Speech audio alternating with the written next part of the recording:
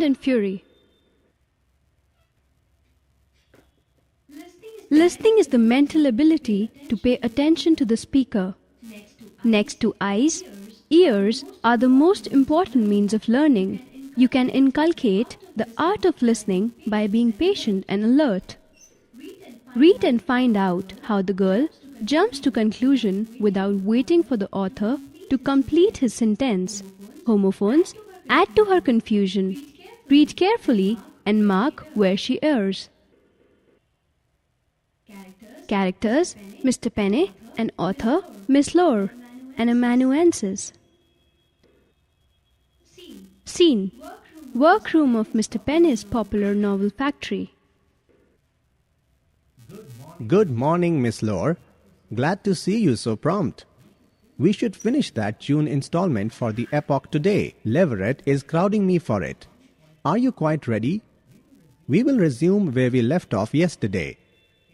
Kate, with a sigh, rose from his knees and... Excuse me, you mean rose from her knees instead of his, don't you? No, his, if you please. When Kate seen that Cortland never... Excuse me, but wouldn't it be more grammatically correct to say, when Kate saw instead of seen? The context will explain. When Kate seen that Cortland never forgot, came tripping across the lawn, it seemed to him the fairest sight that earth had ever offered to his gaze. Oh! Kate had abandoned herself to the joy of her newfound love so completely that no shadow of her former grief was cast upon it. Cortland, with his arm around her waist, knew nothing of her size. Goodness! If he couldn't tell her size with his arms around? Of her size and tears of the previous night. Oh! To Cortland, the chief charm of this girl was her look of innocence and unworldliness. Never had none. How about changing that to never had any? Never had none. In cloistered cell a face more sweet and pure. Oh! But now, Kate must hasten back to the house lest her absence be discovered. After a fond farewell, she turned and sped lightly away. Cortland's gaze followed her. He watched her rise. Excuse me, Mr. Penne, but how could he watch her eyes while her back was turned toward him? Possibly you would gather my meaning more intelligently if you would wait for the conclusion of the sentence. Watched her rise as gracefully as a fawn as she mounted the eastern terrace. Oh! Pardon me. I was not seeking to impose upon you the task of a collaborator. Kindly consider the question apart from the text. Oh! On one side was love and Kate. On the other side, his heritage of social position and family pride. Would love win?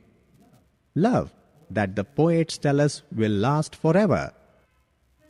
Perceives that Miss Lore looks fatigued and looks at his watch. That's a good long stretch. Perhaps we'd better knock off a bit. Miss Lore does not reply. I said, Miss Lore, we've been at it quite a long time. Wouldn't you like to knock off for a while? Oh, were you addressing me before? I put what you said down. I thought it belonged in the story. It seemed to fit in all right. Oh no, I'm not tired. Very well. Then we will continue. In spite of these qualms and doubts, Cortland was a happy man. He set out for a stroll with as Kate on.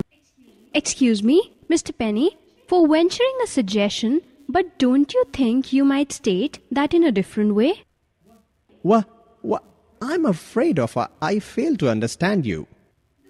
The way he went. Why not say he was in a hurry? It would sound much more elegant than the way you express it.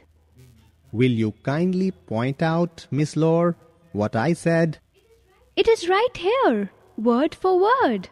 Afterward, he set out for a stroll with a skate on. Ah, and now, will you kindly take down the expurgated of the phrase? Afterward, he set out for a stroll with, as Kate on one occasion had fancifully told him, her spirit leaning upon his arm. Oh, Chapter 34. Heading: What Kate Found in the Garden.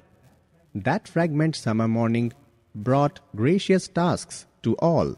The bees were at the honeysuckle blossoms on the porch. Kate, singing a little song, was training the retrous branches of her favorite woodbine. The sun himself had rose.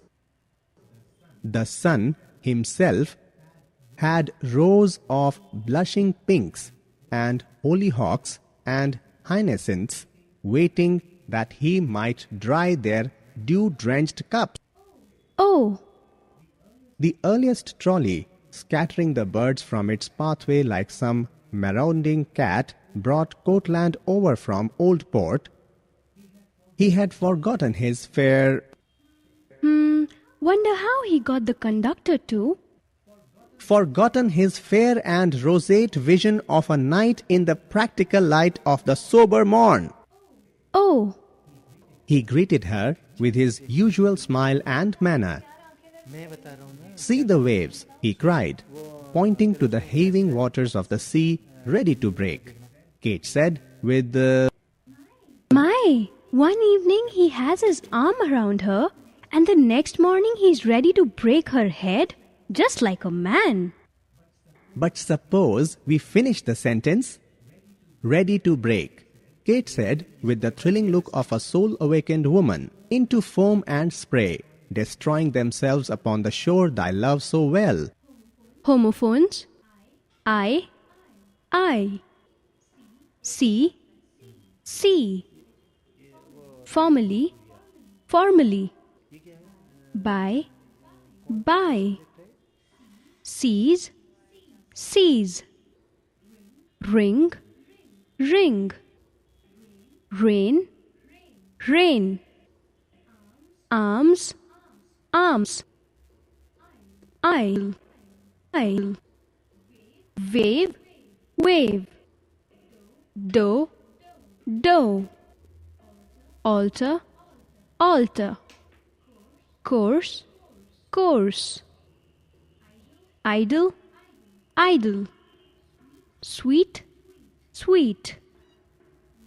Medal. Compliment. Oh, Coatland, in Kate's presence, heard faintly the voice of caution. 30 years had not cooled his ardor. It was in his power to bestow great gifts upon this girl. He still retained the beliefs that he had at 20. I think that will be enough for the present. well, if he had the 20 that he believed he had, it might buy her a rather nice one. The last sentence was my own. We will discontinue for the day, Miss Lore. Shall I come again tomorrow? If you will be so good.